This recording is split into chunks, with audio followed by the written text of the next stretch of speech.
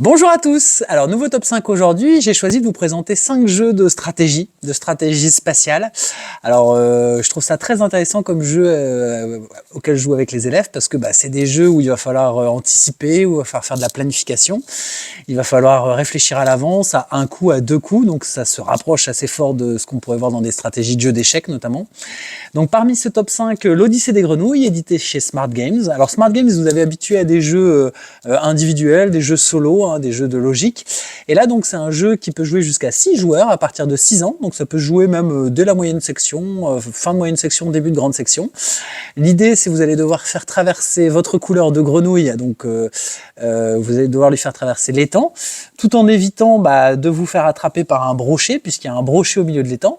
Vous aurez des petites grenouilles comme ça qui sont toutes mignonnes, donc des grosses et des petites. Si vous faites avancer les grandes avanceront de 2 bonds à la fois, les petites de 3 bonds à la fois. Et quand vous avez la petite sur une grande, comme ça, ce sera un seul bond à la fois.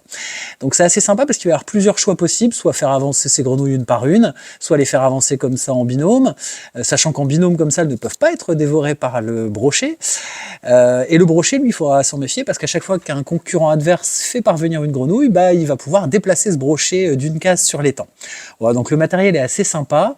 J'apprécie le fait que ce soit jouable à 6 joueurs parce que c'est quand même assez rare de pouvoir jouer à 6, souvent c'est que 2 à 4 joueurs. Voilà. Ensuite, Dragon Market, édition bleu-orange.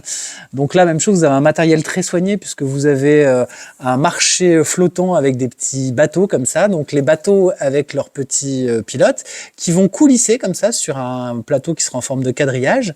Et l'idée, ça va être d'être le premier à récupérer tous les objets que vous voulez acheter, que vous voulez vous procurer sur le marché flottant. Donc il va falloir anticiper les déplacements parce qu'à chaque fois, vous aurez 2 dés. Il va falloir déplacer alors soit latéralement comme ça vos bateaux, soit verticalement, ou alors leur faire des rotations. Ça, c'est pas évident quand même pour mes petits CP, les rotations, mais ça passe.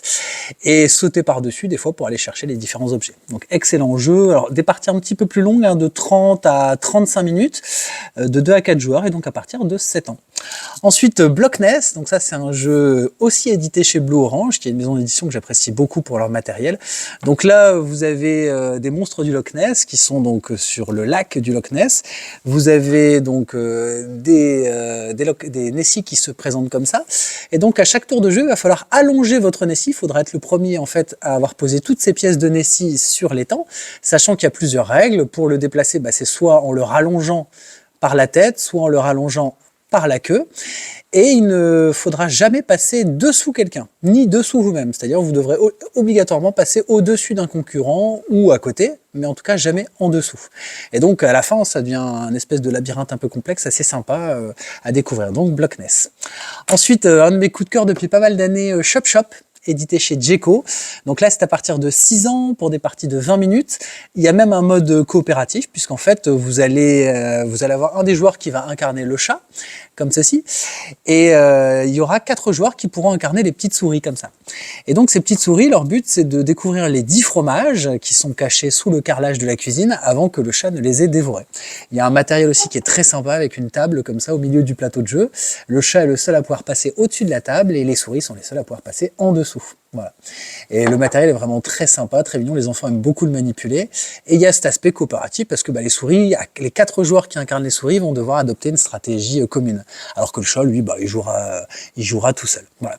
Et enfin, The Island, donc chez Stronghold Games. Donc ça, c'est un jeu un petit peu plus ancien, chez Zygomatic également.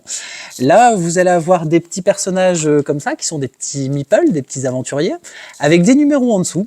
L'idée, c'est avant que l'île n'explose, puisqu'il y a un volcan au milieu d'une île, vous allez devoir les secourir. Et vous allez devoir les emmener donc soit en bateau, soit à la nage, puisque les aventuriers peuvent partir à la nage. Et donc, à chaque tour de jeu, vous allez retourner une tuile de l'île qui va vous indiquer une action possible ou un animal à déplacer, puisque sur le plateau, vous aurez également des petites baleines comme ça qui vont renverser les barques, vous aurez des hydres qui elles vont dévorer la barque et les aventuriers qui seront dessus, ou vous aurez des requins qui eux vont s'attaquer aux nageurs. Donc là c'est déjà du jeu un peu plus complexe, c'est ce qu'on appelle des jeux family plus semi-experts. C'est donc des jeux où il y aura beaucoup de choses à prévoir, à anticiper, il faudra observer les stratégies des autres. Donc c'est des jeux un peu plus pour des élèves un peu plus âgés. Moi j'y joue fin CP seulement, mais l'idéal c'est les classes de CE1, CE2 et CM. Voilà.